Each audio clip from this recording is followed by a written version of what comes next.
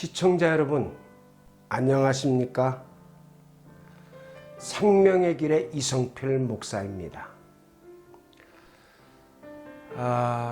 오늘 하루도 어느 곳에 무엇을 하든지 주님의 이름으로 크게 승리하시는 그런 하루가 되도록 기도하겠습니다. 오늘 함께 은혜 받을 말씀은 역대하 25장 1절에서 13절까지입니다. 시간상 1절에서 4절까지만 봉독해 올리겠습니다. 아마샤가 왕위에 오를 때에 나이가 25세라. 예루살렘에서 29년 동안 다스리니라. 그의 어머니의 이름은 여호앗단이요 예루살렘 사람이더라. 아마샤가 여호와께서 보시기에 정직하게 행하기는 하였으나 온전한 마음으로 행하지 아니하였더라. 그의 나라가 굳게 섬에 그의 부왕을 죽인 신하들을 죽였으나 그들의 자녀들은 죽이지 아니하였으니 이는 모세의 율법책에 기록된 대로 함이라. 곧 여호와께서 명령하여 이루시기를 자녀로 말미암아 아버지를 죽이지 말 것이요 아버지로 말미암아 자녀를 죽이지 말 것이라. 오직 각 사람은 자기 죄로 말미암아 죽을 것이니라 하셨더라. 아멘. 믿음으로 산다는 게 무엇일까요? 하나님께서 나를 창조하셨기 때문에 창조주의 말씀대로 사는 것이 내게 생명이 되고 복이 된다고 믿고 그 말씀대로 살고자 하는 것입니다. 믿음의 조상이라고 부르는 아브라함을 보십시오. 하나님께서 본토 친척 아비집을 떠나 내가 내게 지시할 땅으로 가라 하셨을 때에 그는 그것이 자신에게 복이 될 줄 믿고 말씀대로 갈대아 우르를 떠났던 것입니다. 그 결과 아브라함은 그가 사는 날 동안만 아니라 죽은 이후에도 그를 통해 많은 사람들이 복을 받았습니다. 하나님께서 여러분에게 어떤 명령을 하시든지 그 말씀이 복이 되고 생명이 된다고 믿고 순종하시기를 바랍니다. 오늘 본문의 요아스의 뒤를 이어 25세의 유다의 9대 왕이 된 아마샤 역시 통치 초기에는 하나님의 말씀을 믿음으로 순종했습니다. 2절 말씀처럼 여호와 보시기에 정직히 행하였다고 했습니다. 그러나 통치 후기에는 온전한 마음으로 행치 않고 우상 숭배에 빠지고 말았습니다. 오늘은 하나님께서 보시기에 정직하게 행하였던 통치 전반부의 모습을 살펴보겠습니다. 먼저 아마샤는 자기 감정이 아닌 율법에 근거하여 형을 집행합니다. 본문 3절은 그 나라가 굳게 섬에 그 부왕을 죽인 신복들을 죽였다고 하였습니다.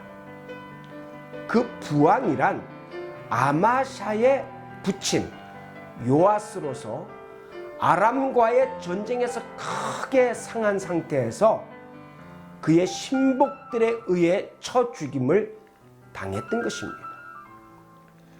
역대기 기자는 요아스의 죽음에 대해서 그가 하나님을 버리고 선지자 스가랴를 죽였기 때문이라고 평가하고 있습니다.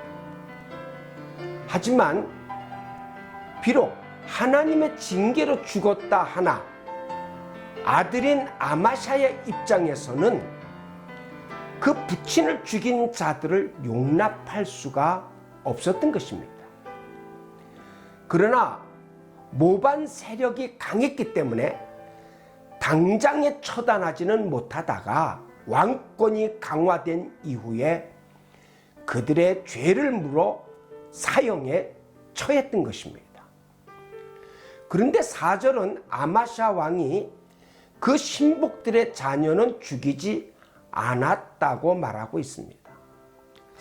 만약 감정대로 행하였더라면 그들의 자녀만 아니라 친척들까지 모조리 죽일 수도 있었을 것입니다. 조선시대만 보더라도 역적은 3족, 즉 본가, 외가, 처가의 8촌 이내의 사람들 모두 죽이는 형벌에 처했던 것입니다. 하지만 하나님은 이러한 형벌을 거부하셨습니다. 신명기 24장 16절은 이렇게 말씀하고 있습니다.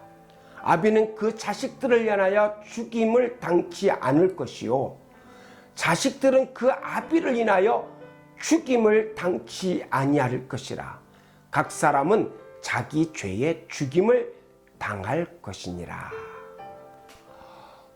범법한 당사자만 처벌하라는 하나님의 뜻은 후기 선지자 에레미야나 에스겔에게도 나타납니다. 아비가 신포도주를 먹었으므로 아들들의 이가 시다 하지 아니하겠고 신포도주를 먹는 자마다 그 이가 심같이 각기 자기 죄악으로만 죽으리라. 에레미야 31장 29절, 에스겔 18장 2절에서 4절, 19절, 20절에 말씀하고 있습니다. 아마샤는 얼마든지 복수심에 근거하여 신복들의 자녀들까지 처벌할 수 있었지만 자기 감정을 배제하고 하나님의 말씀을 따라 형을 집행했다고 한 것입니다. 감정을 배제하고 말씀을 따라 행동한다는 것은 쉬운 일이 아닙니다. 사실 수많은 교인들이 하나님의 말씀은 뒤로 하고 자기 감정을 따라 행동하고 있지 않습니까?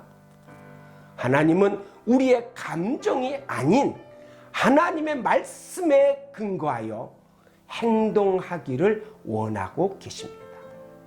아마샤의 용기를 생각하며 하나님의 말씀을 따라 사는 저와 여러분이 되어지기를 주의 이름으로 축원합니다.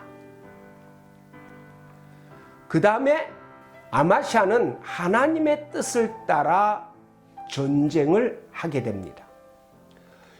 유다의 군대는 여호사밧이 죽은 이후 계속된 국내의 혼란으로 인해 매우 약화되어 있습니다.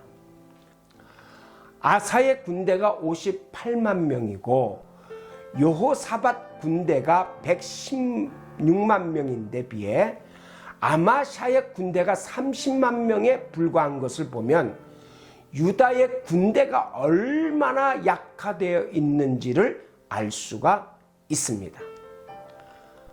하지만 아마샤는 이에 굴하지 않고 천부장, 백부장을 세워 조직을 정비하고 군사를 모집합니다.